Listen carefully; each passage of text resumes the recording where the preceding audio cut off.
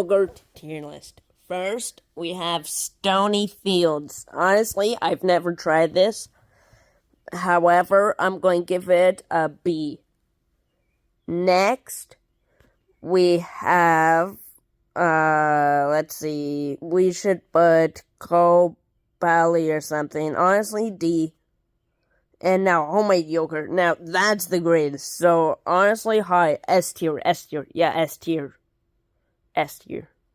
Okay, next we have Chamboni or something. Honestly, too chunky for me. So, I would say, like, F tier. Okay, next, the Chobani. That's another one, A.